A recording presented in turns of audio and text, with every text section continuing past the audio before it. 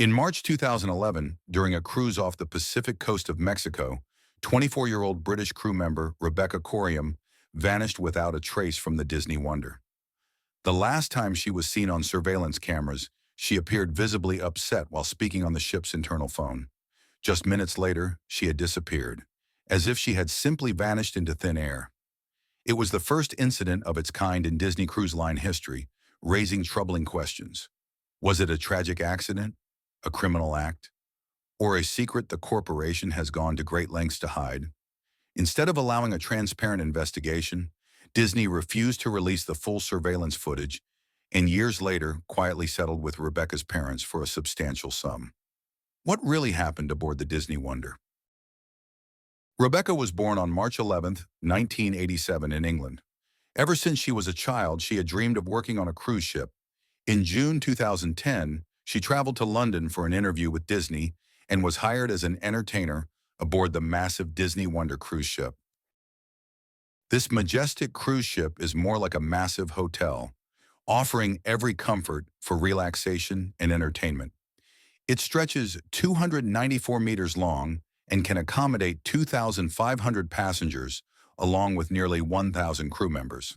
A voyage on this ship isn't something everyone can afford.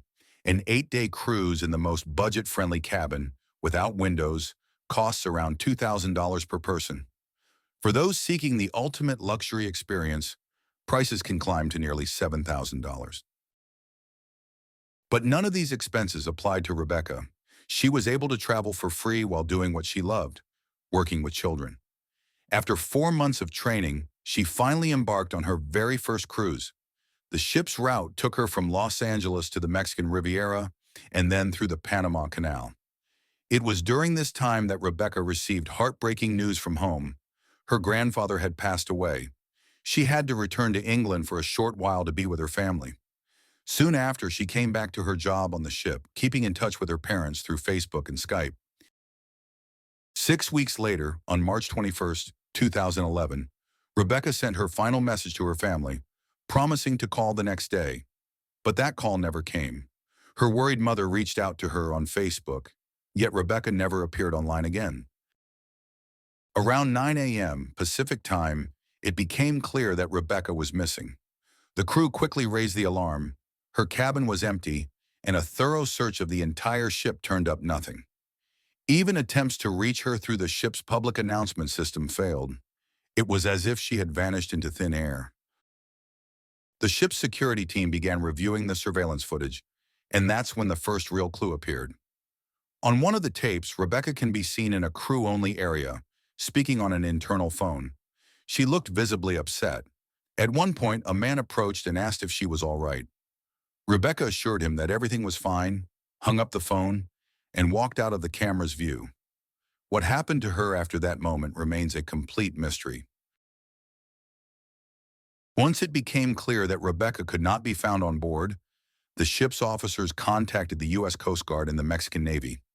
Yet in a puzzling move, the captain chose to stay on course and continue the scheduled route as if nothing had happened. Even more troubling, the coordinates provided to the search teams were inaccurate, making the mission to locate her even more difficult. It wasn't until 3 days after Rebecca's disappearance that the captain finally contacted the Bahamian police, since the ship was registered under their jurisdiction. But hopes for justice quickly faded. The Bahamas has long been notorious for corruption, and the chances of a fair and thorough investigation were slim from the very beginning. Sadly, that's exactly how it turned out. The investigator was flown to the ship by helicopter, but his so-called investigation lasted less than half a day. Out of nearly 1,000 crew members, he spoke to only 6. Not a single one of the 2,000 passengers was questioned. And then, just like that, he boarded the helicopter again and left, almost as if the case had already been forgotten. Meanwhile, Rebecca's parents were frantic with worry. They decided to fly from England to Mexico to meet the ship in port. But according to them, Disney did everything possible to keep their presence hidden from the passengers. They were driven to the vessel in a car with dark-tinted windows and brought on board through a staff-only entrance. It wasn't until every passenger had disembarked that the captain finally found the time to meet them. He offered his condolences, then presented his version of events, that Rebecca had been swept overboard by a rogue wave while using the crew's private pool. A closer look at the pool's design on the Disney Wonder makes the captain's explanation seem impossible. The pool isn't anywhere near the ship's edge, and it's surrounded by tall barriers. For a wave to have reached that spot, it would have needed to rise nearly 30 feet high. Yet on that very day, the ocean was calm, flat as glass, according to multiple reports. There was no storm, no waves of that magnitude.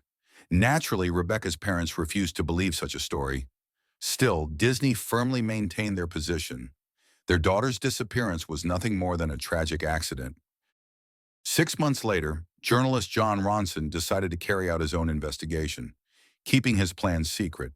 Posing as an ordinary tourist, he spoke with crew members and uncovered several alarming details. According to the staff, Disney management was fully aware of what had happened to Rebecca. Yet many crew members, it seems, were too afraid to tell the truth. Some anonymous sources suggested that she couldn't have vanished without a trace, bypassing hundreds of cameras. Even more concerning, they hinted that Disney possesses footage that could reveal what really happened to her.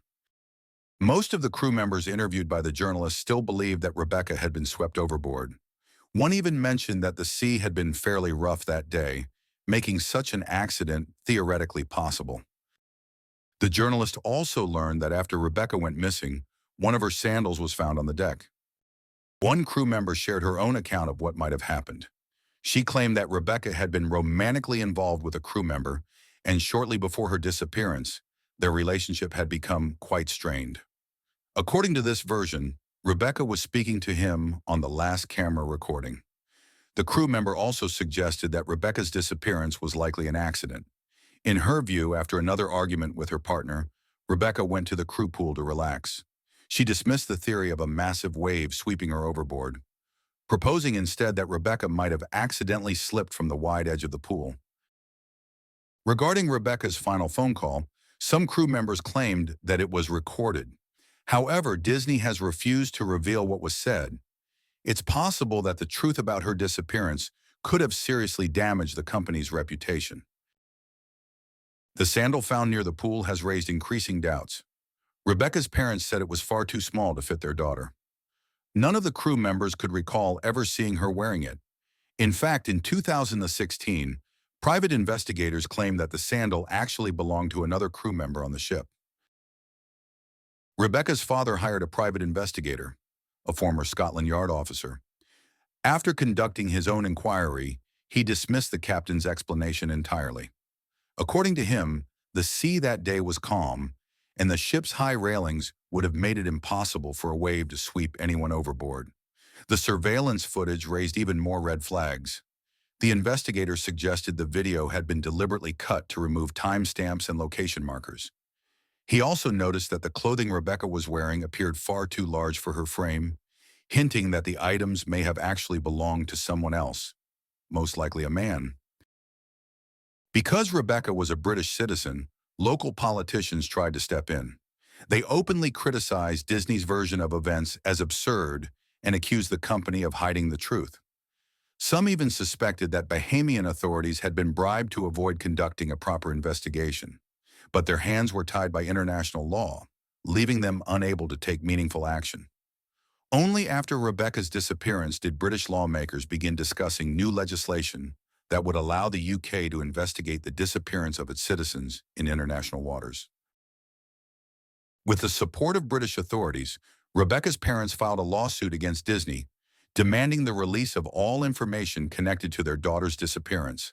The case was settled in 2015. In the end, both sides reached an agreement. Disney paid the family an undisclosed sum of money. No other details were ever made public. Rebecca's parents also signed a confidentiality agreement, preventing them from speaking openly about the investigation. It's possible that Disney did share the truth with them, but only under the condition that it would never be revealed to the public. Looking at all the facts we've covered, a few possible explanations for Rebecca's disappearance emerge. The theory that a massive wave swept her out of the crew pool can be dismissed outright. It simply doesn't hold up. Equally weak is the idea that she might have accidentally fallen overboard. Rebecca was experienced, familiar with the ship, and fully aware of the risks. An accident like that seems highly unlikely. There is also a theory that she might have been kidnapped.